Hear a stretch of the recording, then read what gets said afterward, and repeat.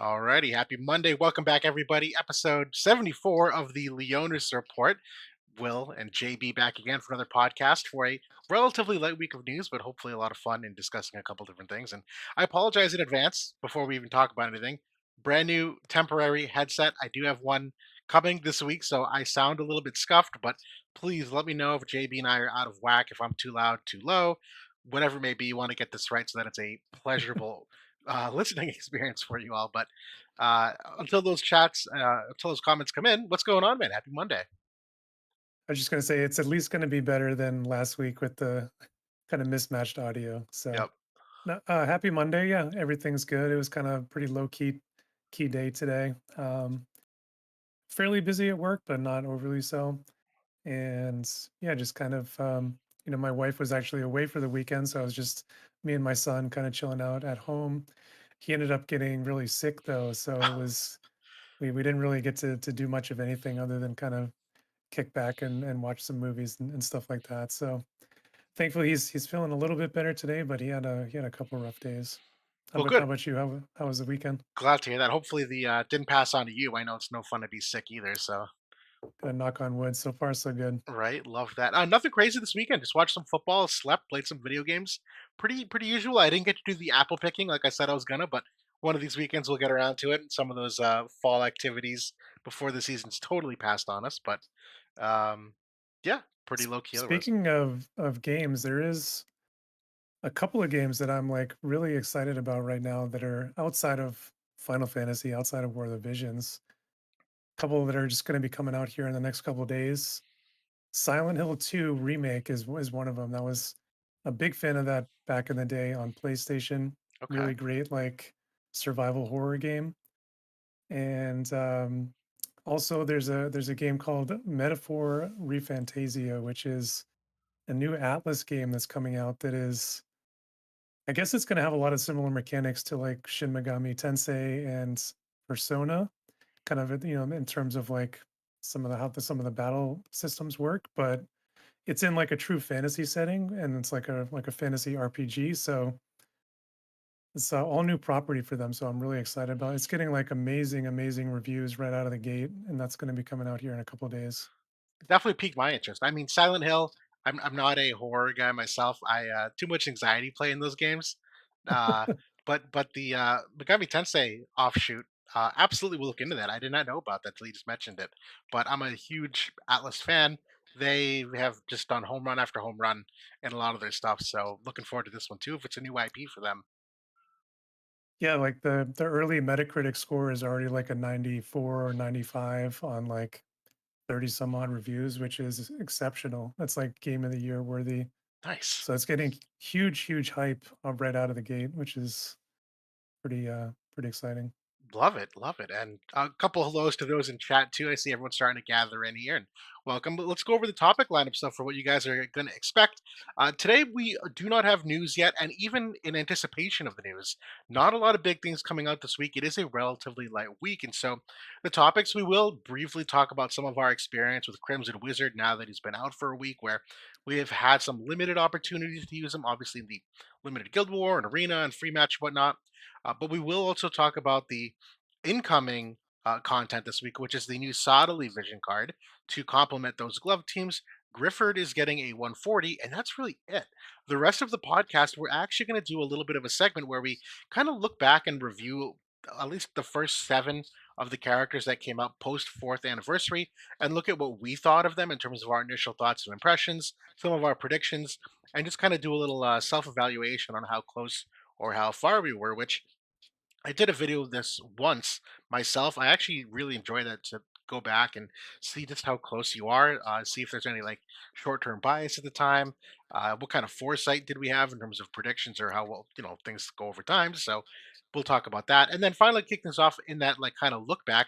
Talk about the road to worldwide and kind of reevaluate what we were thinking too, and if it played out to what the pros were that we were hoping.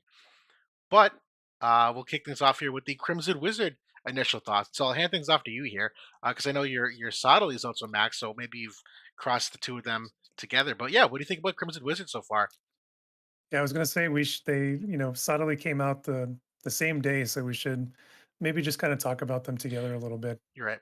Um, I have pulled both of them. It was very painful to do so, which has been a very common theme for me here, basically since the third anniversary. Same. Um, but yeah, I got both of them online. I was kind of excited just to try out a new Magic team, and this is kind of a pretty formidable one, pretty strong one. Out of the two units, I think that so far I've been a bit more impressed with Crimson Wizard and kind of some of the damage output that he's able to achieve.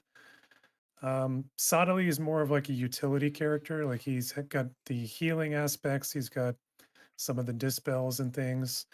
Um, so I guess a lot of what he does is more like you don't necessarily see the effects of it on the battle, but they do work very well in tandem together because they obviously Crimson Wizard brings in some of the spirit imperils and just like kind of the big D damage.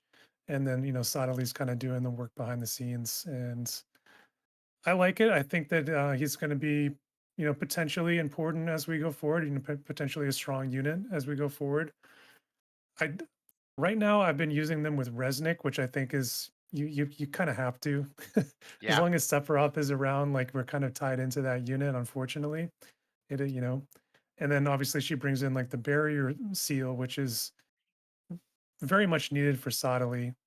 I'd like to have a different unit in there, but I think he really needs that barrier seal because he doesn't have a re-raise, he doesn't have Yep. a courage or anything like that to kind of bail him out. So the team is pretty solid. I don't think that it's exceptional. It's not meta class, but I think that it's competitive at least so far. Yeah, I absolutely agree with that. To who was it, Numero's point, they released two 100 cost units in the same week with very few handouts. Yeah, that's Yeah. expensive to do both, and I begrudgingly did so. That I don't have Sadly at max yet, but I did enough tinkering with him that I was similarly pretty happy with the results. Crimson Wizard also enjoyed the one thing I'm slightly underwhelmed with was just the amount of damage I've seen them both do so far. There have been a couple times where they just do like average amounts of damage. And I was kind of hoping for like such a very heavily magic oriented team. It would just be slightly more in the like the nuking category to me. And it's not. It's a very respectable amount of damage. It's very competitive. And on that note, that was what makes them a competitive team.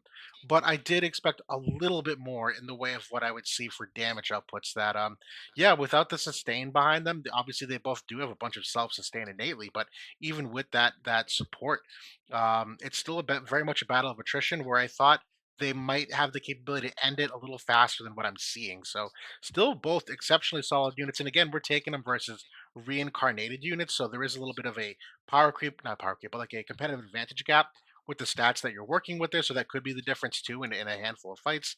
But, I do think these are units that will end up well rounding many accounts, Sottily in particular. Earth has kind of really fallen off in what they have available. Um, King Mont obviously is still premier, but the rest of that Earth cast has kind of fallen, particularly the magic units, where Earth so long was very physical. Then they tried to dabble in magical, didn't do very well, but now they're really kind of like giving some second life to it. And Crimson Wizard too, I think, is exceptionally well rounded. Not only for fire teams, which ironically I don't think he works as well in because I don't know if the vision card support there is for fire that I thought it would be. I've been trying to put together a couple teams, and it's actually kind of difficult because that fire vision card selection, it's like Dark Tetra for AoE res. It's just Death Machine, and then you're using the Sorrow vision card, which is fine, but those are all physical oriented cards, right? So if you're going like Resnick, Crimson Wizard, and Sephiroth, essentially, you are kind of like gimping some of their stats for that, and even then, those are obviously power crap vision cards that they don't have all the attributes you look for. So they're lacking on reaction block rate, they're lacking on debuff weakening. So that mono fire team, I kind of just thought would be a slam dunk, and it's actually less so than I thought it would be. But that's kind of my thoughts so far. I've played around a little bit with Sep Resnick and Crimson Wizard. I thought it was actually pretty decent. It's fine, I've yeah. gone for like more of like the evasion angle, which worked pretty decent. He's not his luck isn't as good as Sadali's, so he doesn't end up like super evasive. I don't think it's going to be all that great. Sadali, I can see being competitive, like for like semi evasion. He's got much better luck. There are a couple of glove cards that have like base luck on them as well. like the Fina agility card and the Zoma card both have a pretty decent amount of base luck on there. You can kind of throw on and Yes, amplify the amplify his evasion. They're both very tanky though. That's one thing that I have been very impressed with. Outside of Sadali in the Shrek matchup, because she obviously really gives it to him, especially if she can break his barrier. Um, One thing we've had that I did find out that I was actually very disappointed with Sadali was all along from Votive Calc. I don't know if you can bring it up, I but can. his passive on there, we were kind of had talked about this a couple of times. 30% magical damage reduction passively. It To be honest, like thinking about it now, it's insane, like for a passive actually, like it's unprecedented. And it turns out that it is because there's an untranslated portion of this effect that it's only active on turns 3, 6, 9, and if you get to 12 or 15 or beyond. So it's only every third turn, and turn one doesn't count. So very much, you can't really count on this. It's like a bonus. It's like a gravy. So that was kind of disappointing because I was expecting this unit to hold up much better against Shrek than he actually does. It is a very nice passive even without that. So it is Yeah. what it is. Yeah, it's a tough one because even that mechanic, I was thinking through it earlier, and I don't know how to say it. It's just basically like a fuck you mechanic. Like it's such a random time to apply that you can never really count on it. That I even did the effective HP calculation for it to say like, oh, does this really like matter in like a sustain meta that every third turn you take 30% less magic damage? And the answer is like not really. If you were to like calculate the total damage that he still takes over the course of a fight, it's really only like 10% less overall damage because those other two turns you have to consider. But it's the kind of thing that if it just so happens to be that third turn, maybe he doesn't die, maybe he then kills you, and like you can't predict that. It's literally, as I keep referring to, literally randomness in the game that they've just thrown so many random things in that I think it's kind of hurt it at this point, but that's a whole different convo. But even this actual untranslated effect, this one we always talked about as like the wizard rod effect, where this is supposed to be a CT up ability when he took some damage, and I thought the threshold would be more like the wizard rod, where it's really just take a little bit and it procs immediately. And this one is more similar to the Duran passive, where or his buff, where if you take 40% damage, then it triggers, and that's still fine. But 40% damage of your total health bar is way different than like the Wizard Rod HP threshold. So this is still also good, but this passive is not nearly as good as we thought it was when we were first looking at him. Yeah. Um, I don't know. I've found that it's been pretty good in some fights. Obviously it can trigger twice as well, so that's Yeah, per round. So I don't know. I think this character is going to be a much better partner with Exia personally because of the dispel ceiling, yeah, where that's going to protect one of his main sources of survivability, which is his all element resistance buff. And in the current landscape, that just gets dispelled immediately from Sephiroth, and he isn't able to hold a candle against Shrek at that point. I have found that he can actually do pretty decent damage against Shrek, and as can Crimson Wizard. He can Wizard absolutely blows her up. He can one shot her in a lot of cases once he gets outside of the honeycomb range. yep, Um, so I have been able to turn the tables on that team with the two glove units, even though they're not reincarnated. But, the turn sequence needs to line up where Sadali doesn't get blown up or get barrier broken immediately. So it's not really reliable at that point. So it's not something that I could, use on a daily basis within the current meta. yeah. And I do actually want to call it a good point here that Cecil2354 pointed out that isn't the third turn usually when the actual fight starts, though. So you'll be getting that buff right at the start when it's really important. I actually don't disagree with that. On average, that is a good way to approach it. That on the third turn is usually when the fight starts. But And we're not saying this is bad. It's just not as good as we thought it was. When we thought 30% magical reduction, to us that also meant, well, okay, any follow-up attack damage he'll ever take is 30% reduced from Gilgamesh and Shreka. So like that also takes into account that like yeah, that's basically what it is. It's basically just the reliability of how much magic damage. It's not that this is bad now all of a sudden. Um, it's just worse. Respectfully, yeah, I mean, that's going to be map dependent too. Like, yeah, maybe he's not in range for that third turn, or yeah, I mean, some matches, some maps you could be in engagement range after the second turn, or yeah, at the second turn. So I do agree though that overall, usually it's the third turn that you're getting into the main skirmish. yeah. Personally, I would have preferred a 10% reduction always on rather than this kind of, I don't know. It's It's whatever. an He's X factor. That's the way I think it's of it. It's it like a yeah, random ace in the hole. like a reflex, or these kind of random survivability metrics. So Exactly. but yeah, I think with his aura, with like the AoE res pen, I'm sorry, the area resist, I think that's also going to work really well with Exia too. So I think that's going to be at the end of the day, I think that's going to be a better pairing, at least for now. Agreed. Agreed. But we will keep going a little bit here to the big release of the week related to these guys. That this is the Sadali Vision card, and it's meant for glove units, but they also have Book and Fist and Sword Knight on here. And this Vision card, the base stats of it, comes with the normal amount of magic, but it does come with the 25 dex, which certainly helps their crit rates. Which as a follow-up unit in particular for Sadali, that does help him.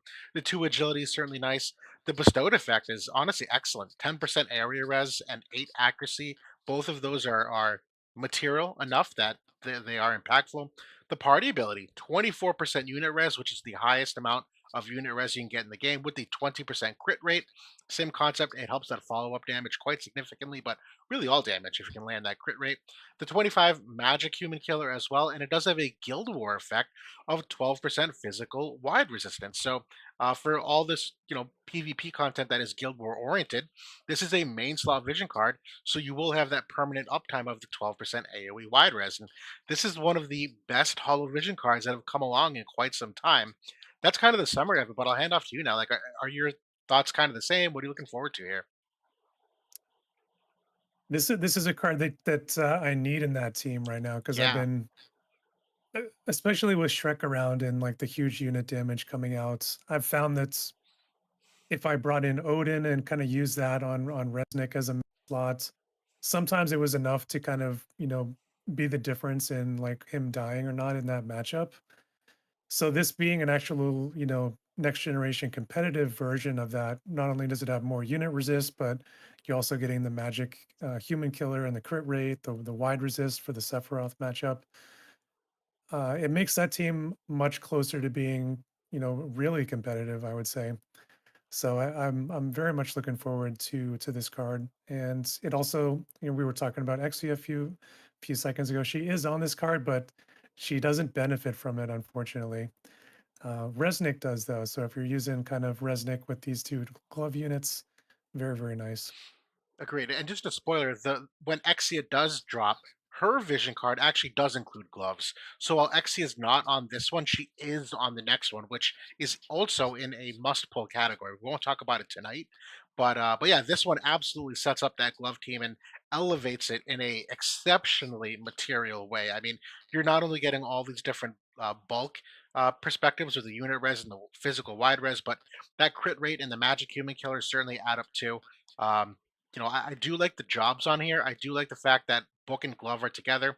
They're starting to set up that matchup or that synergy a little bit more here now with the Book and Glove that it wasn't there before, and as of late, it's more there, which is very important because Resnick is one of those units that is a big meta contender no matter where you put her. So as it pertains to turning over the Sephiroth meta, Resnick is still a major factor in that because of the curse aura, in addition to obviously what she does for like the crit evade and the frostbite aura and the healing and whatnot for the rest of the meta conditions, if you will, that help enable Sephiroth. But yeah, this card's a must pull. It's excellent.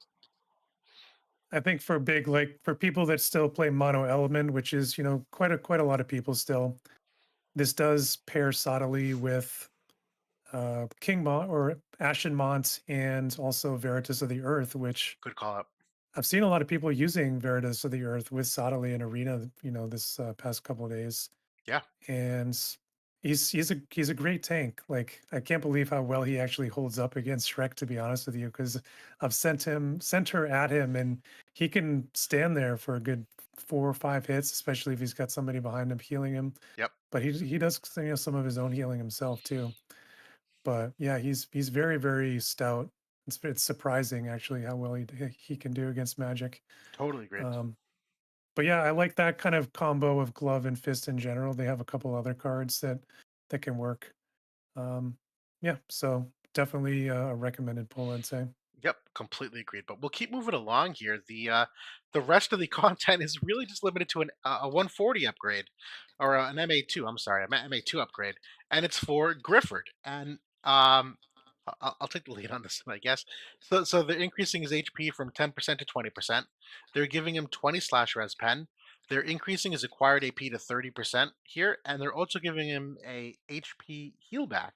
So he will regenerate 40% at minimum of his health, in addition to whatever other kind of healing power you have. And um, uh, it's okay. I'll be honest. This one's okay. It's not amazing. The thing for me is that Grifford, I don't know if has like a solid role in the game at this point anymore. He's kind of this in between of a tank and a DPS unit that he can generate hate mid fight, which I'll be honest, I still really like from an X's and O's perspective. That you can put him on an island on one side of the map, he can take a bunch of hits, or at least he formerly was able to. Not so much anymore. And then halfway through the fight, he can generate some hate, and all of a sudden the AI is all wonky. But this is to me like some power creep buffs where that slash res pen is very much needed. Where every unit in the game right now is like at a certain level, and Grifford needs to be there to even be remotely competitive. The acquired AP helps because we obviously have seen a fair amount of uptick in like AP decreasing abilities. Not that this is significantly material, but it's the kind of thing that will hopefully add up. And the heal back is certainly nice, but again, obviously does nothing versus curse meta and kind of the influx of even healing power down that we've seen. But this does greatly extend his effective HP. And so, as far as the 70 cost unit goes, I actually think these are all really good upgrades. I just, again, it's the kind of thing where I don't really know where the need for this unit is anymore. And I think it's a difficult play, but yeah, right down the middle for what he wants. Just nothing crazy. I don't think he had any slash res penetration before, right? He's just got defense penetration, So and then he's got the buff for he would get it yeah, here, which this is an exceptionally important ability. This is the one that gives him the slash res pen. It's the select two. It's a decrease of CT, and that's where he generates 6 hate. So like this is a very solid ability. But you're right, to that point, he had no slash res pen other than that ability. So you would have to gear up on the defense pen. This at least gets him to 60, 70 with a trust dome passive, and obviously anything, which 70 is good. 70 is the bar for many. yeah, And it could get higher if there's vision cards for it. But yeah, this is making him a bigger meat shield. That's what's happening here. yeah. Because even his axe has defense penetration of 20, the Raging Bardiche or Yep. whatever it's called. And then like he has two passives for defense pen, so he can get up to 100. Right. I don't know. So like the from a damage perspective, like that's a nice improvement for him. Um, I don't know. I've used him a couple times in limited and in like a cost limited situation. That's really about all you can use him for at this point because he's relatively weak to magic. So Yeah. um he just kind of relies on his physical bulk at this point. Right. When he first was released, I ended up max reincarnating him, and for a lot of those 70 cost or cost limited stuff, he did exceptionally well. The dude was a raid boss, but every time I use him now, very underwhelming. And for no other reason, like I don't really know why he's there. When I think of all the other ice units I could pick, or other physical slashers, or even water units, because water and ice go well together, and even Axe as a job isn't like a hard carry set of units that you make like a mono axe team. I mean, you could shout out to the WDL and the crane that ran that, but yeah, it's just the kind of thing that like I just don't see a competitive need to put him in there. I think that he had the kind of that nice sleep attack that was when he first came out that was really nice, but at this point they've added sleep resist on so many of the meta units, and Right.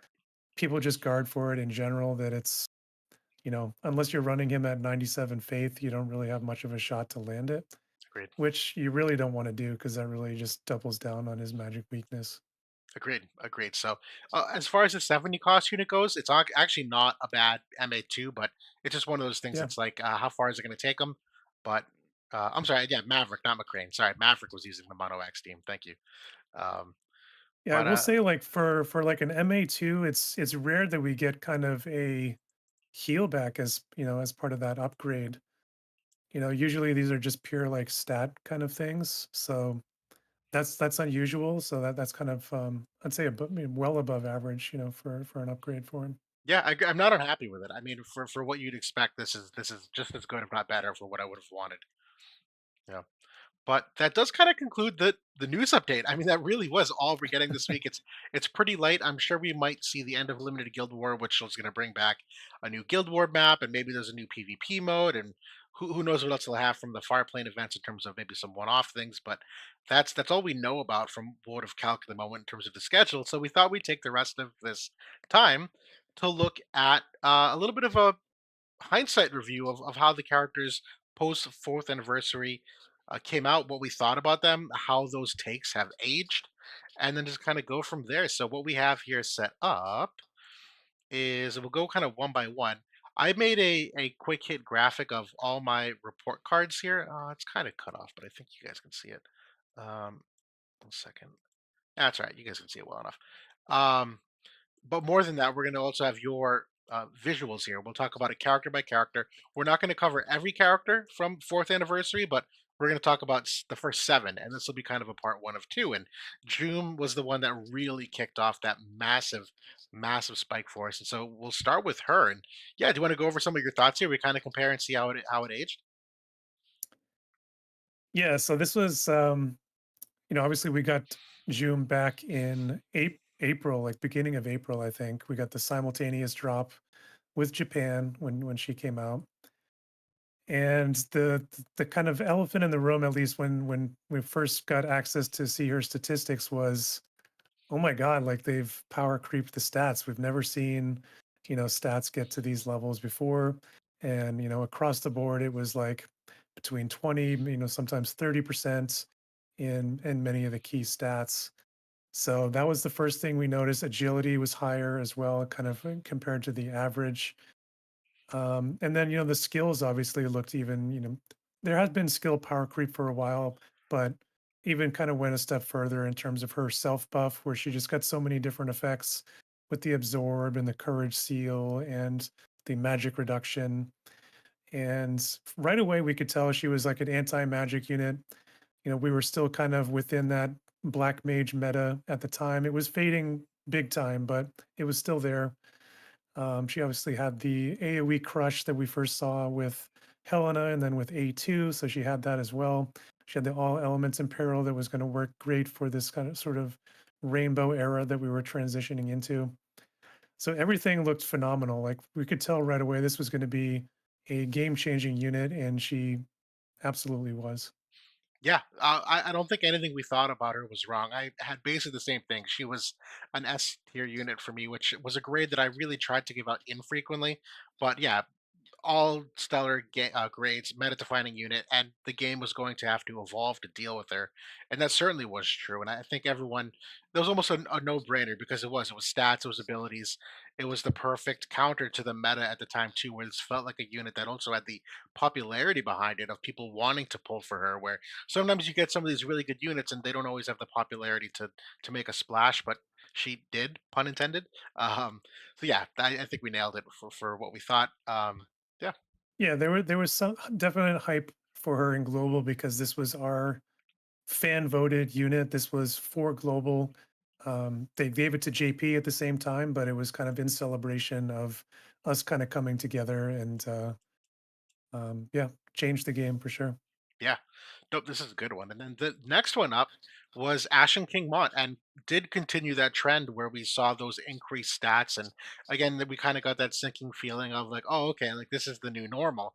And at the time, wind was not very favorable. There weren't a lot of, I mean, there was a niche of like Flagbear, Glaciella, Veritas of the Wind was kind of up and running at that time, as was Dario. But uh, Ashen King Mont still did exceptionally well into that team where he was just so damn good from a power creep perspective, particularly when you still throw in a unit like King Bradley and even Halloween Lucio had a resurgence at the time because of it, where the three of them, like just the amount of slash chains, dispel, the healing power down, you couldn't get enough of that team, and they all were semi-evasive. So there was literally the perfect synergy that extended the lives of Halloween Lucio and King Bradley almost single-handedly from this unit. And obviously, people look at those units as like the exception of the norm. And Ash and King Mont's like part of the reason for that, where those characters definitely saw an extension because of it. There's obviously other factors too, but yeah, I'll let you kick the recap off here too of what you thought.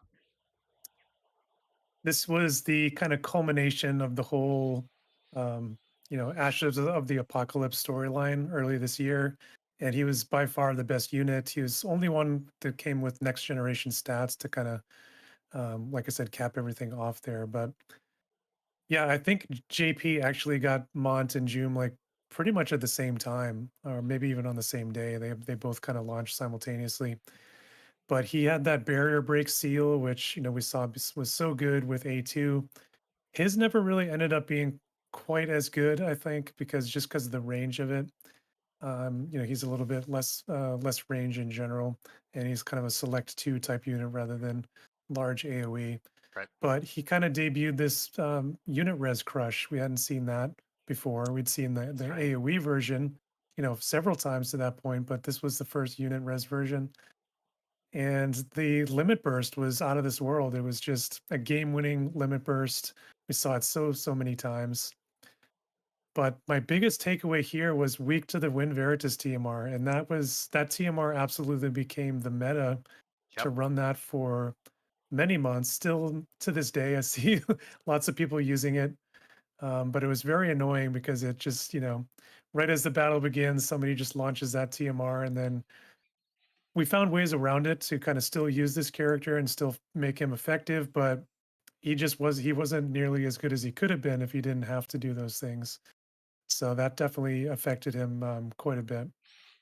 Yeah, agreed. I mean, that was you nailed it. The new type of unit crush was really impactful at the time, where there was still a fair amount of unit resistance.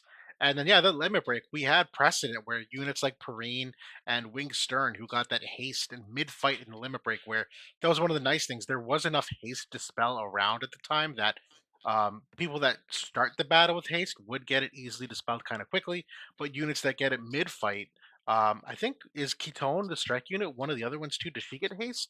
That She does. we even saw her like how oppressive that is. Where once those like dispel abilities maybe don't land as much, it's awesome. And we did see a lot of like follow up meta, so I can't say that he was known for it because obviously 2P and Ketone and a couple others kind of kicked that off. But he certainly was like a much bigger influence because of the stat increase that you really felt it on his, where you did on the other two, but his was like a more significant chunk of damage. But I know for me, I was kind of in the same vein as Jeume, and I'll zoom in here, that I had Ashen Mont as an S tier, that meta defining units, that's the bar for whom everyone should be compared. And that was absolutely true, where, you talk about base stats, penetrations were adequately there, the utility of his kit. Um, Everything you'd want to see. So I think we also kind of nailed it for what we were thinking. The accuracy there is exceptional too. One of the more Underrated. still to this point, out of all the next generation units, he's right there, in the top 3 or 5 of all of them. So very really well rounded. Any way you look at it. Definitely. And we'll talk about this once we get to those units, but he did kind of end up hitting a pretty hard ceiling, and I think that has persisted. That in the Sephiroth and Gilgamesh era, even against Summer Glassy, he saw a pretty big dip in effectiveness and kind of never recovered because obviously Shrek came out and now Garus is here, so he's had a little bit more of a muted long term impact. But I still think for an average player, he's still among the one of the best options you could have had. That is still kicking among the top 10 in some way, shape, or form. Yeah, I think the 1v1 against Sephiroth, he would win that most of the time. It was just the curse factor, which to be honest has buried a lot of these characters here that we're going to talk about Agreed. for a while until R- we get had, some counterplay to it. Right. And so the next one here is Cloud, who was a highly obviously anticipated unit. And I'll stop. I'll let you recap your own slide. Go ahead. What were you thinking? Yeah, so this was the kind of the onset of the Final Fantasy VII Advent Children collaboration, which we got at the late May into June. Um, and this character just kind of looked like a classic bruiser to me. So didn't have the heal back mechanics or the self sustain that we'd seen like with Mont or Jeume or even A2 and several other units before that. He kind of bucked the trend more towards like, I'm just going to beat you by doing a ton of damage and not taking as much as I put out. And that's kind of, that has really, I think, come to fruition later on, which, once some substantial support units came into the game, where I think that's really been able to show what Cloud can do in the game, and we've seen that. But yeah, just hugely bulky. He has like the great cross slash attack that's 100% hit and sets up the chains. Obviously gets the shell and the barrier, so very anti magic as well, which is worked really nicely as of late. I love that in the unfavored matchups, there's not an icon. Like we couldn't even think of Yeah, one. That's how well rounded and good he was. And ironically, one of the things that I liked about him, it's not even mentioned here, but we obviously know about it. He was one of the first that had AOE res penetration. He was one of the first units that was introduced for. And so that mechanic of AOE res, while we had the crushes and whatnot, we never had the penetration, which really kind of made everyone go like, wait a minute, we need to reevaluate like the value of some of these vision cards that have AoE res on it, some of these buffs that have AoE res on it, even some of these weapons that we got for quite a long time where they'd give like 8 AoE res. It's kind of like, well, all right, now it's only like 4. That does have a material difference that affects how we think about how you build different types of mitigations where it used to be really simple. You would just like AoE unit res and a barrier and like and go to sleep and that was it. And now it's a lot more complicated and he's one of the reasons for it. And I know for myself, I think had him at an A. Wasn't that same level of influence, but kind of said just nice upgrade for Light and Greatsword. I think he needs team synergy to help him hit his ceiling, but a well-rounded brawler unit. And that came down to how you mentioned here, like no self-sustain or self-healing, where that's the kind of thing where you need a team to like also either equal his damage, which I think we saw with the Greatsword team. A2 and Jeume in particular certainly met him on that level of what they could do. But now you're seeing even dividends paid later with units like Fina, the White Lotus suit, or White Lotus Fina, who that little bit of health and sustain keeps him going for so long. It's only good for him. And Greatsword has gotten some great love from a vision card perspective. yeah. I forgot that I didn't put any unfavored matchups for him at the time. I think at this point I was kind of wising up to kind of this whole next generation thing that was happening. Whereas like on the earlier characters, like with Mont and with Jeume, I was still kind of looking at this next generation units as potential counters, which really didn't end up coming to fruition all that much. Like we really didn't see as much with like Alaya coming back to kill June or Glaciella coming back to kill Mont. It just they were too strong, especially once they became reincarnated and kind of had those rainbow teams to kind of cover their weaknesses. But Cloud at the end of the day, he's just like such a great tank buster. I think of all the units we've seen, he if you have the right card support and things, like he becomes closest to like true damage where he has like the up to 60% AoE res pen. You can get him up to like 100 defense pen and 100 slash res pen in the same builds, and he hits very very hard, so that's why I put a lot of tanks there in his favorite matchups. Yeah, I mean that was eye opening watching Summer Glaciella because obviously she was very big at that time, and his limit break would almost one shot her, which was crazy to see at that time. We hadn't seen that since you know B- Bridal Elia in a poorly tuned matchup. But Yeah. I was going to mention something else. Oh, I thought he was the benefactor of greatsword, but on your point, we also have to remember water and ice with A2 and June. The vision card support, I think that's one of like the most noteworthy things here. That the vision cards also really carried these units, where what they were getting at the time, water and ice obviously have so many dark vision cards that are just straight up better. And even Greatsword had so many good vision cards at the time too that it was really hard. In addition to the power creep, they also had the gas of their vision cards, really putting them on a level that couldn't be matched anywhere else. And he was part of that. Definitely. The next unit here was Tifa, and I know for me this was like one of my first hot takes. And I'll kick mine off here, where I gave her a B, and my thing was that just like nice upgrade to strike variations. She's a solid ice addition. Her AP approach is a good one, but I thought it was only in theory craft, not in practice. It was one of those units that I thought was a little bit spread too thin, in that every ability like wasn't a bad ability, but there was no one single ability like Jeume or Ashen Mont with the limit break where you just said, "Wow, this unit is going to like own you because of this." And obviously we saw strike really fall out of favor, where not only was there like lots of counterplay just to strike damage in general, but as far as ice units go, like Ice wasn't amazing then either. It was okay. Like Ice Oldoa was kind of on the way out, and it really just had a question like, what team do you put Tifa in? If you put her in the mono strike team, there's already some counterplay to that. They're on the downswing, and Ice 2 is like they're fine, but I don't know if she's a significant upgrade compared to what else you have for that. And so I was very underwhelmed. I know we kind of had a joke a couple of weeks ago with a tier list where we bumped her down, and you were second guessing it. I think you might have given her the old college try on seeing if she works. She of all units is very much hard countered by Curse and Sephiroth, so that's definitely not in her favor. But I know even for myself, like I was just relatively unimpressed with the rest of the kit too, just in how she operates. I know Ezog, if he's in chat, is going to push back here. I mean, there's still some definite like nice things about this unit. So like I was never thinking this was going to be a meta unit. You can see there in my final word. I don't think it's her time to shine, but I think it's a unit who could age well over time. I still think there could be a case there, but she's going to need like a transcendent unit to put her over that hump, and maybe she can be a sidekick. She's not going to be like the person of that team. But she has the unit resistance crush. She was the second unit to get that. Still a nice thing to have. She does have the AP angle, which you can use it. It's effective if you kind of build your strategy around it. And she's kind of got the same kind of self-sustain with the barrier kind of thing we'd seen with a bunch of units at this point.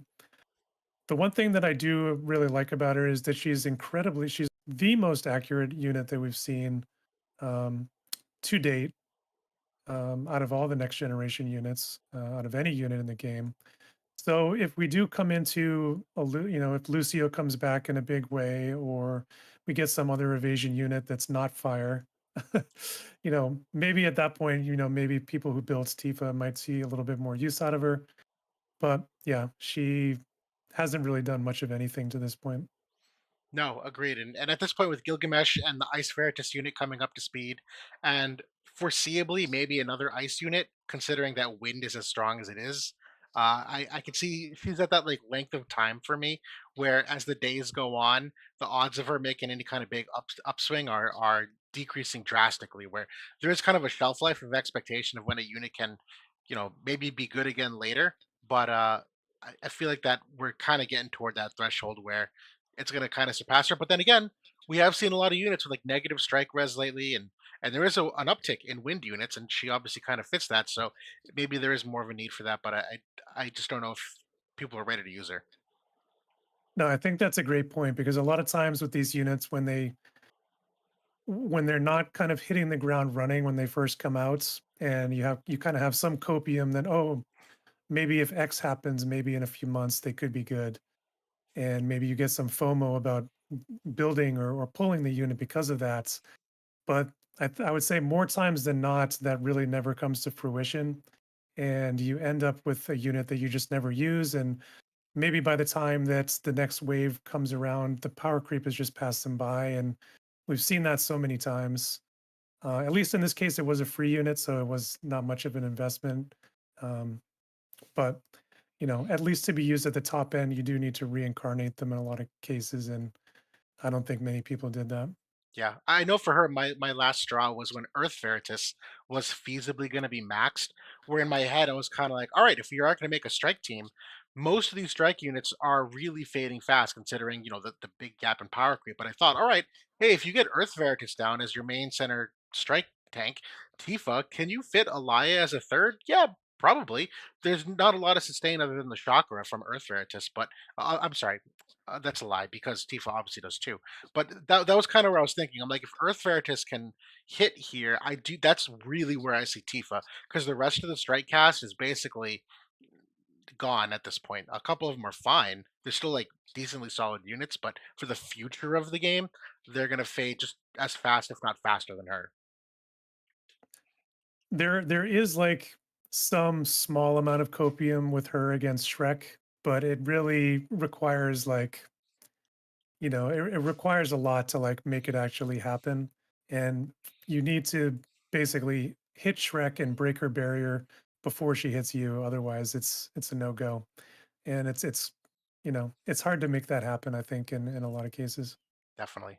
The next one here, yeah, I think is probably one of the most controversial at the time, because I think you and I had both like decently hot takes on some predictions. I don't think either of us were like wrong, but I think we were a little aggressive, and at least I know I was in how we were thinking about him. I'll kick this off again. I know I notoriously like really dinged Kadaj hard. I ended up giving him a C plus for final grade, which admittedly in hindsight I'm probably going with a B.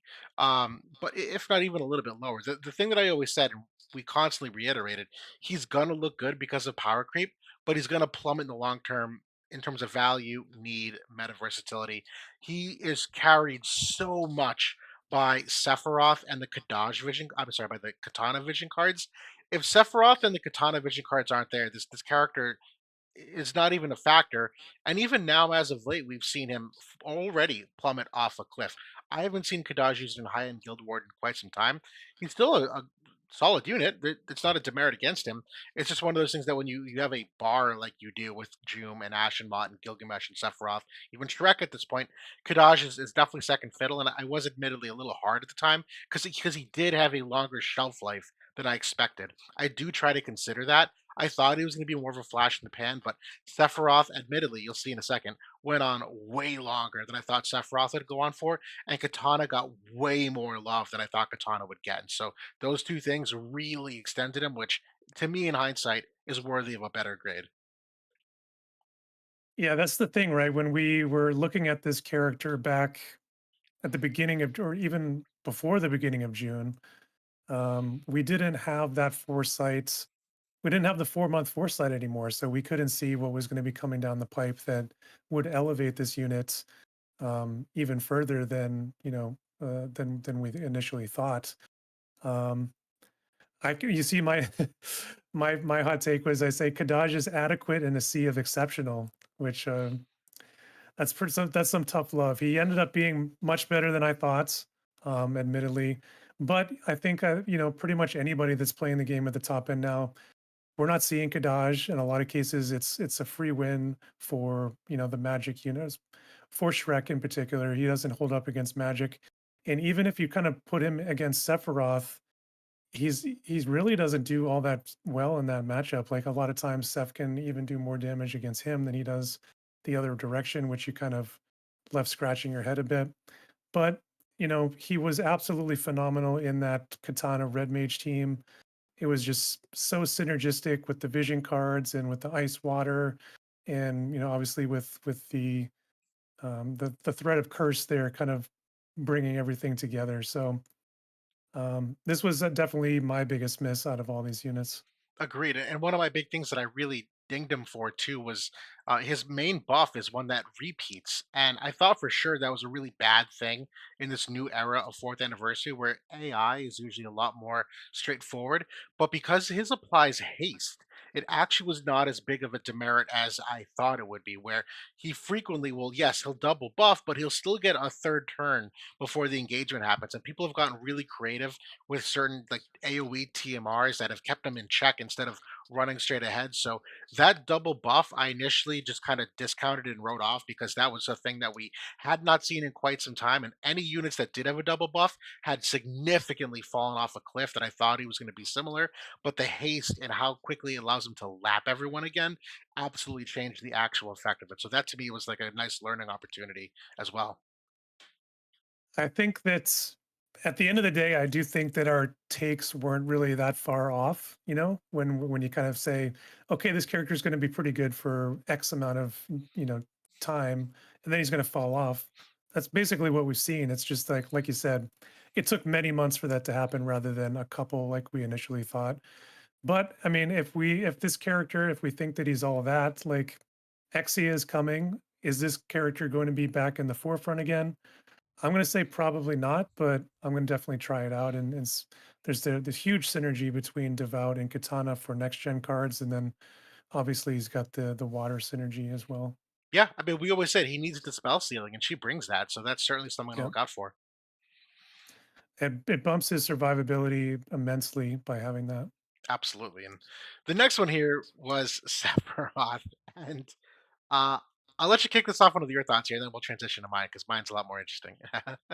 Like for how far off I was.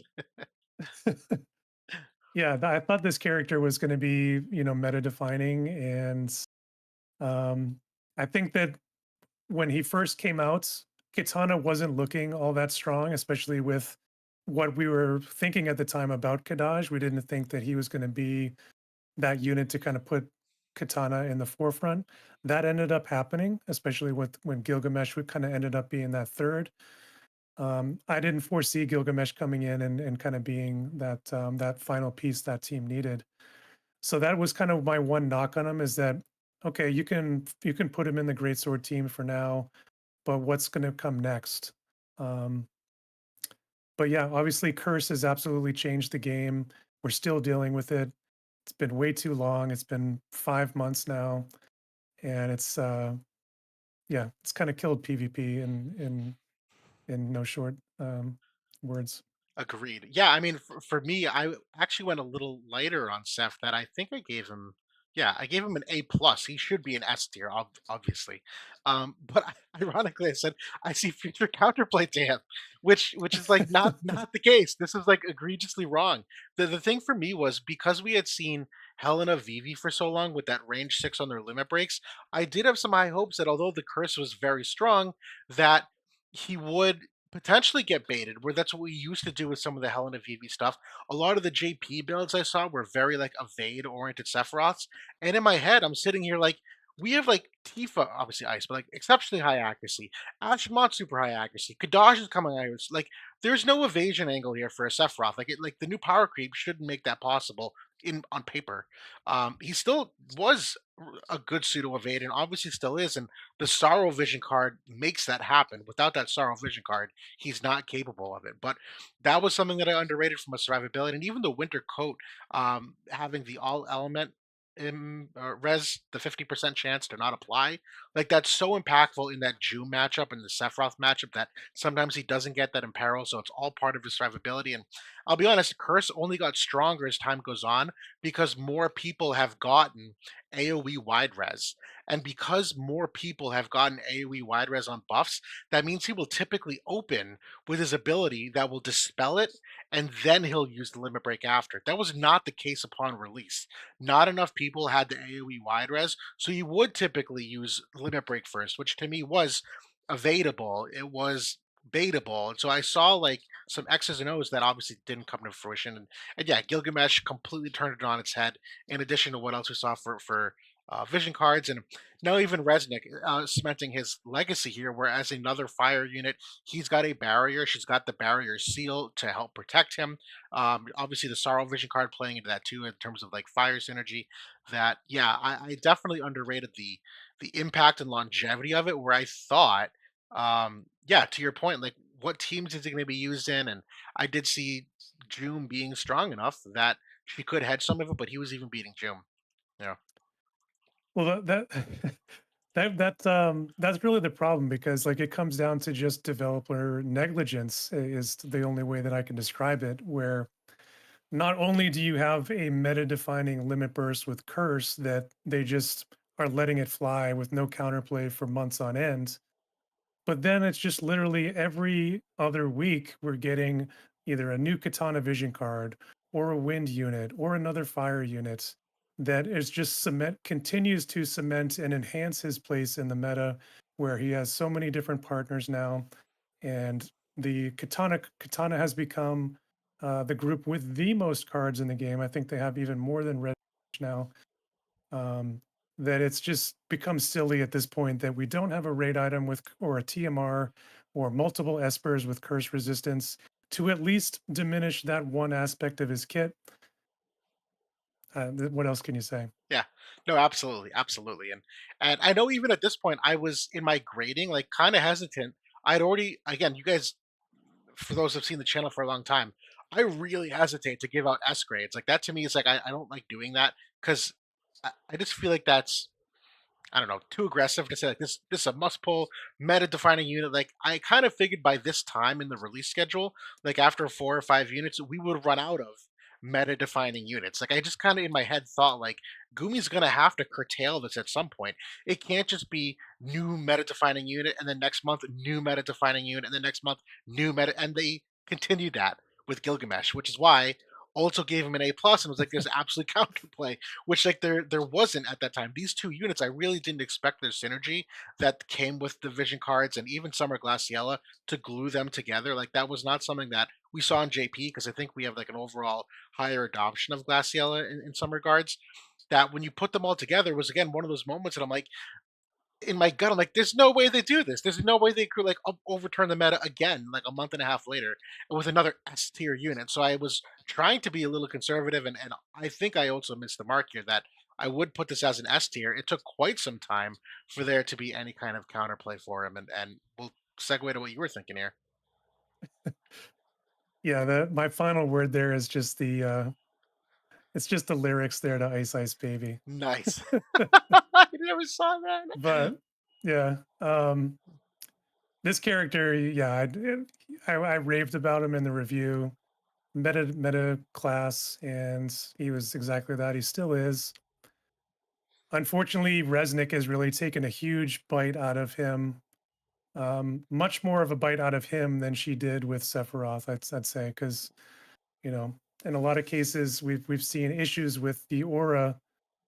Still allows Sephiroth to get off his curse, whereas like the dispel that she provides to their teammates, 100% is he's getting hit with that. So Right, right. there's no way around that. So he's still strong. Like his cleave is still really good. He can still one shot um, Shrek in some cases, depending on the build. But yeah, he's fallen off here more recently because of Resnick. Agreed. And kind of on the opposite side of what I said to Sephiroth, you have low accuracy there as the first bullet point. And I kind of similarly underrated the 100% hit chances that I just kind of thought like there could be a pseudo evade angle because we're seeing that. We had multiple 35% luck vision cards kind of come into the game and units that were hitting evade levels that I thought like, all right, there could be some counterplay here that you just go into this evade angle and limit him to 1 or 2 attacks. And I'll be honest, that's how we abused the Helena Vivi meta where they were not innately very accurate. They were very reliant on their guaranteed hits like Vivi's Diamond and Helena's Holy. And you, myself, and Ram notoriously abused that, where we built like high evade units, Faris and Summer Glassy, in order to like, bait some of the most important parts of their kit. And in my head, I was kind of like, you can probably do something similar with him while still also having all these status element concerns where we're seeing lots of status elements. And I thought like he's just as open to them as anyone else. And it just never really came to that level. Yeah, he's I'd say out of all these characters, he was my favorite one to play. Like that first month or so when we were kind of, I mean, Howell was on the forefront of developing the Gilgamesh meta. Yeah. Because we did it the earliest, before anybody was doing it. Yep. That's So that's part of how we almost won supremacy. Final yeah. boss beat us the first day of Guild Wars supremacy, and then we ran the table on everyone else on Asura and Chocoboss, and part of that was our Gilgamesh adoption and getting him going. So it was a fun time, fun units. Looking forward to seeing how he does with Exia, kind of going back to her again, because obviously the ice water synergy is going to be another key one. Absolutely, absolutely. But that's all we were going to talk about in terms of units so far. There obviously is a back half of the units that we do want to evaluate, but thought it'd be a fun look back just to see how close or how far we were. And I think, relatively speaking, we were in the ballpark. But then again, I felt bad because I'm like, it's not really rocket science. These are clearly like new meta-defining units that, if you're grading them in the broad scheme of the game, like you have to give them high grades because out of 200 units, these are still like the top 10 units, even if they're subjectively, even if Tifa's not as good as Gilgamesh, he's still better than like 95% of the other units. So how can you really go wrong no matter what you do? But I think the I foresight, think yeah, good.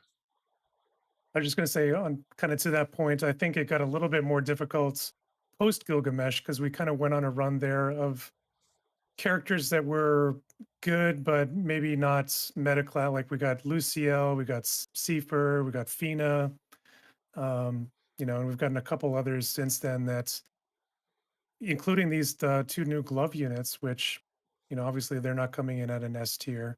Right. So yeah, there have been more of those kind of I won't even call them subpar, like they're still good units. It's just that they're not like defining any metas. Right. Yeah, and I really am looking forward to the day we can get rid of the curse component without needing Resnick, if possible, because there are a lot of units who are literally living and dying by that being applied to them. Really high quality units that just can't function. In addition to the dispel capability that he has and all the other utility that it brings. So, yeah, Yeah, still in desperate need of more counterplay. definitely. Justin, if you're out there, please continue to pass on our messages. Yes. He's still at 60% utilization rate. Until that falls to like 30%, I won't be happy. You know what I mean? Like, yeah, Yeah, even 30% is still like a very healthy play rate. Like you should not be allowing units to get to 60, 70% play rate for an extended period of time. And at this point, we're looking at 5+ months. no. I will say the one thing that I think is bodes well for us is that a lot of times these meta defining collab units, once they're gone, they don't come back. Where units like the original Dark Sephiroth, even Dark Vivi, because you don't have opportunities to reincarnate them in the future, whoever did Sephiroth a couple months ago, that's it. That pool of players is limited to that pool of players. That as the game goes on, if anyone missed out on them, or if we reincarnate other units to catch up to them over time with what we get for select tickets and what you get for exchange medals and all those things, that once those collab units fall out, they usually don't come back. At least that seems to be what I remember.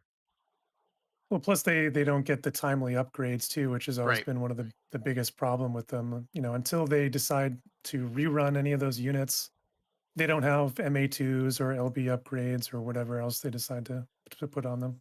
Yeah. Yep. No, it's true. But we are across that 1 hour, but we did want to still do a little bit of a look back on the road to worldwide.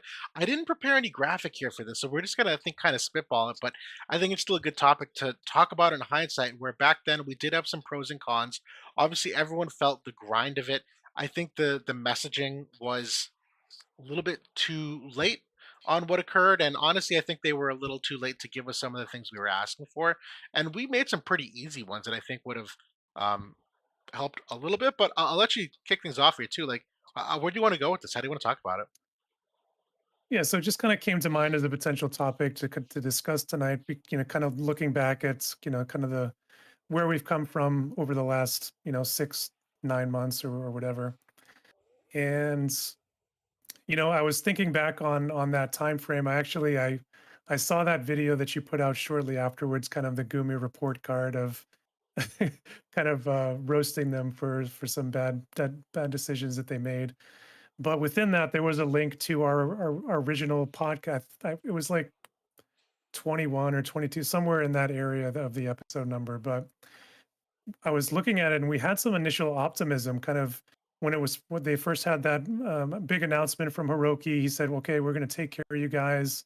We're going to try to ease the burdens of this whole time frame because we're going to have to catch you guys up to get you where we want to go." And on the one hand, we were like had some trepidation about that. Like, obviously, this sucks because we're losing our foresights. We're going to have all the increased banners and all these things going on.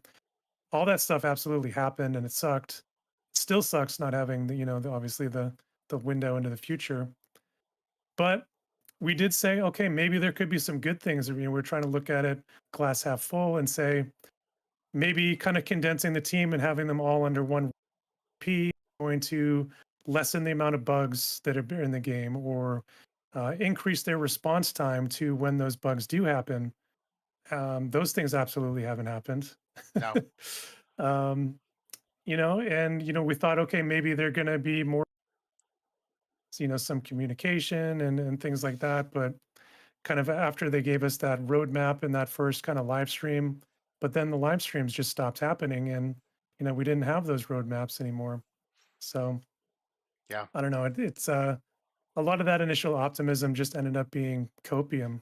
I guess it's the I, best way you can say it. I agree. I do wonder how much of the road to worldwide strategic decision coincided with what they saw with the gotcha industry, where Square as a company has undergone a significant amount of changes as of late with what their bottom line was, and specifically was what their margin and profit was with Final Fantasy 16 and other big name titles like the Final Fantasy 7 Remake Part 2.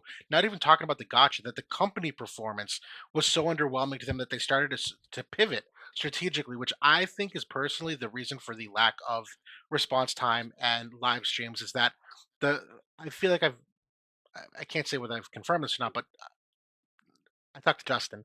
Um, that has been implicitly confirmed that they just have time dedicated to other projects. They're a little limited to what they can do here.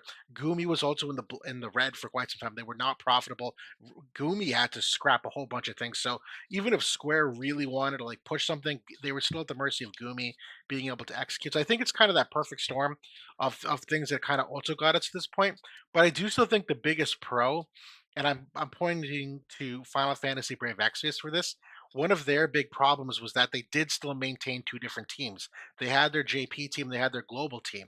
What that functionally means is that the global revenue needs to be enough to support the global team, and that's part of the reason for the end of series, among many things. But at the end of the day, profitability is the driving motivator between whether or not something is continued or not. And so that is one thing that I'm very happy for at the moment. That if the road to worldwide means that they were able to absolutely like gut the global costs in terms of a self-sufficient team on our side, I'm like kind of happy that it's not relying on us because we have seen the revenue numbers from global, and everyone always likes to doom post about it. Trust me, they're not good. I agree, but we also haven't had a lot of like exciting collabs to really like or new player influence to like bring people in.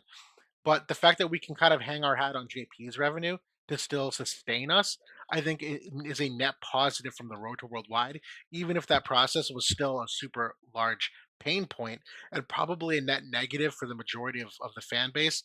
Even if it ends up like sustaining the life of the game, the fact that it we tumbled to get there is kind of offsets it for me. I agree with Winslow in the chat. He said Yeah, the mishandling of the road to worldwide lost them more money than anything else, and I would agree with that because that was definitely a bloodletting.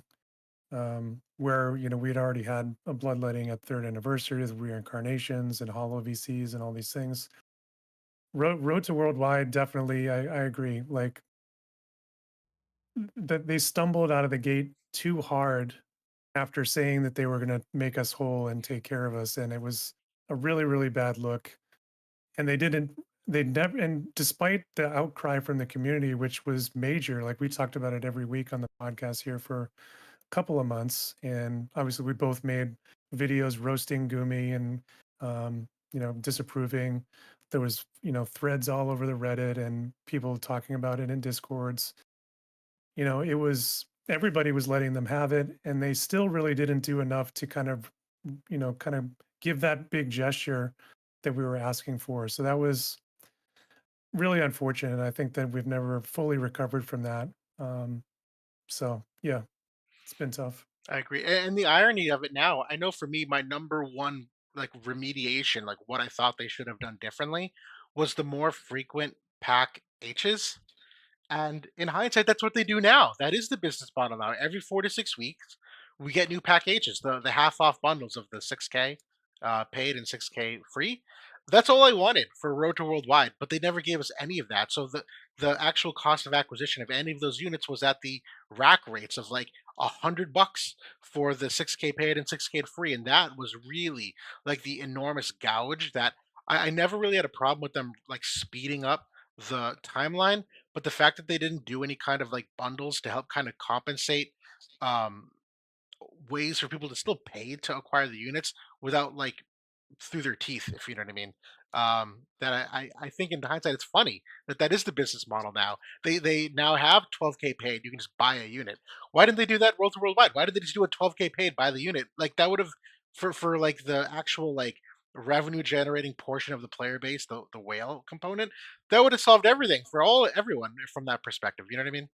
Yeah, the funny thing is that was one of the things I think I specifically mentioned that too. Is like, I hope we see some banners like a 6K unit, or I didn't say 12K because that's still, it's still Yeah, crazy. yeah.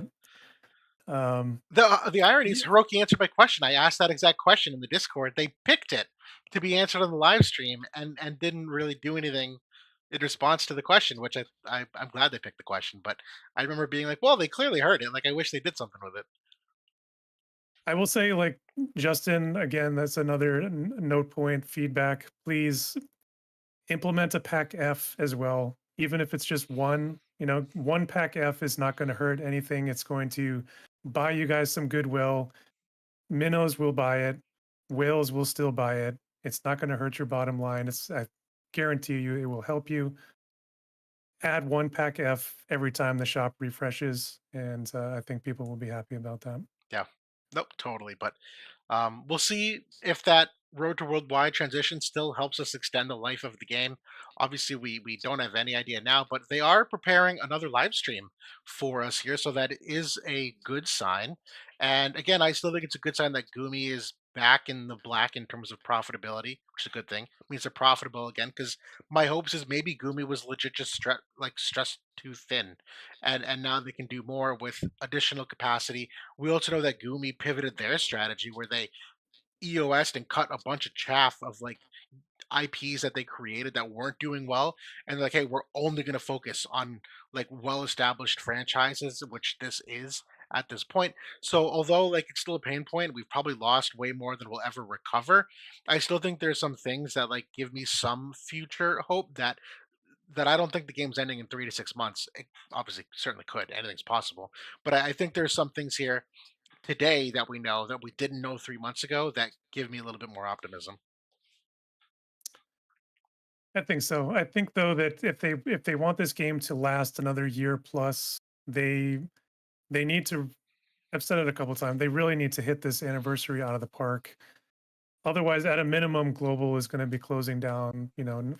Within, I would say, 3 to 6 months post that anniversary, because the revenue numbers are way down. Like we saw 200K coming into this month. You know, maybe not. I don't think Mana is going to get as much higher. No, no, So yeah, yeah, and I've said this too at but this point. Oh, go ahead. I think Final Fantasy Tactics was a good first step. Let's get tactics in some capacity every 6 months, every at least once a year at a minimum. And yeah, stuff like little things like that. I think if they bring back and do similar things to the other collab units like 10 and 6, and Yeah, give them like compelling reworks to the entire kit, that's going to buy you some goodwill as well with the players, because certainly people are excited about tactics and I see them talking about it. I agree, and I do think at this point, how can I say this? I think you've capped out what the whales are going to spend, which is what you saw last month for the most part. That's like your line. I think at this point, anything they do fifth anniversary to generate more revenue has to come from quantity of players rather than milking the quality of a couple whales, which is antithesis to how gotcha games normally work. They typically do rely only on the whales, and the average player is kind of an afterthought where they're not going to say no to money, but they also don't cater to the wider player base. But I do hope that tactics is one of those first steps that hopefully can bring in enough of an audience to get a little bit of momentum. And to your point, I think the rework of other Final Fantasy collabs would also achieve that, where it's very easy marketing to slap on Tidus, Orin, and Yuna, give them reworks, and draw in all the Final Fantasy X fans. And even if they're not like this amazingly top tier units, when you're a new player back into the game, they don't need to be. You're not playing in top 10 Guild War if you're just returning back to the game. You're probably just catching up on PvE content and Farplane archives and casually doing whatever guild you hopped on with, but you're still using the units you want in a meaningful way. And so I do think trying to approach it from the quantity, which again is probably not likely, that's some coping, but I don't know how they can do anything to like increase how much it costs us to play the game without broadening the player base, because we're all basically capped out at what we're spending. And we are seeing whales retire at this point, and not even for spend reasons. It's like for like boredom and burnout reasons, that they're just like, yeah, 4 years I've had my run, I'm pretty happy, I'm good, and I'm good to go. That even those portion of the player base are starting to turn over a little bit. Well, yeah, like the big part of it is the competitive pool is has taken a major cut, and a big reason for that is that mid tier and low tier players, it's much harder for them to be competitive at a high level like it used to be. And I'd say the biggest reason for that, like even take away like the 200 cost units in a week, like we just saw, it's the hollow vision cards that has been, if you can point to anything since third anniversary that has really killed low spenders ability to play PvP, it is hollow vision cards. Too expensive for what you're getting, return on value. They all just skip it, and they can't be competitive. There's a malaise that happens. They're just, oh, I'm just going to quit. I can't do anything. I can't play PvP. What am I supposed to do? Right, and that bleeds into the high end players where it becomes less of a challenge, which is something that we like. And that also makes it difficult for like guild recruiting, where it kills your pool of players you can bring into that guild. In addition to all the gameplay ramifications of your active players of not being able to like use as many units as they'd like to, because they simply just can't run that team at a level that can compete. Exactly. Yeah. Because out of everything, like you need the hollow vision cards to run these next generation teams because that they're all rainbow. It's very hard to run them with. I mean, you still see people trying to run mono elements. It's not going to be a top level team, which is unfortunate. Yeah, but I think that's everything we wanted to cover. I mean, there's really nothing else coming, at least now, in terms of big content for the week. Again, I'm sure there's going to be map changes. I'm sure there's going to be a couple far plane things we haven't touched upon, and we've had some surprises. Sometimes they push forward some limit break stuff that maybe we'll see that again too. But I am looking forward to the Sadali vision card. I think seeing the mana units here. At least Crimson Wizard get a little bit of a bump from it, but even characters like Angela with Exia incoming for that staff devout group, I am excited to see a few more of those iterations. Based on Arena, I'm actually pretty impressed with the amount of adoption with some of these units so far. I've seen enough people in Arena using these units that I think there has been some buy-in. Obviously, not to the level of like Advent Children, but compared to like Ramada, I see way more Trials of Mana units than I see Ramada around. If that makes sense, but yeah. I think, yeah, I would agree with that. I think I've definitely seen more. I've seen a few people running Sadly, but it's still pretty early. Like that banner's not that old. Oh, totally, totally. At this point, I'm just I've got those 3 units at 140, and I'm just trying to decide which one gets my excess mind spheres. So I'm kind of waiting for that meta to turn to see like, does it go to Angela? Does it go to Crimson Wizard? Does Duran make a comeback with Garusa? Like, who knows? I put a few into Crimson Wizard because I know eventually he'll at least be a like a chainer unit, so I won't regret doing that. But I think I'm gonna start going with Angela from here on. Yeah. We will end this. I just want to talk Brad, moderately apathetic. That arena doesn't mean a lot. People just using the bonus units. That's the point. Is that there's the bonus units are the Trials of Mana They units. have the bonus They units. have the That's the bonus yeah. units. That's the point, right? If they didn't pull on Trials of Mana, you wouldn't see any Trials of Mana units in the arena right now. And I think I'm seeing a healthy amount compared to what else I normally see for arena. Again, like more than I saw of the Ramada teams, way more than I see for Lilith 70 cost teams, way more than some of the other recent units, the White Lotus Fina weeks. Like I feel like I see more Mana units than some of those weeks. Yeah. But yeah, we'll cut things here per usual. Appreciate everyone showing up for the night. I wish we had more like cutting edge content, but hopefully it was a fun look back to kind of revisit some of the things in hindsight. And I know next week, looking forward to some more unit releases, and that's all we got for now. But per usual, enjoy the rest of the week. Good luck pulling on the vision card if that's what you're going for, and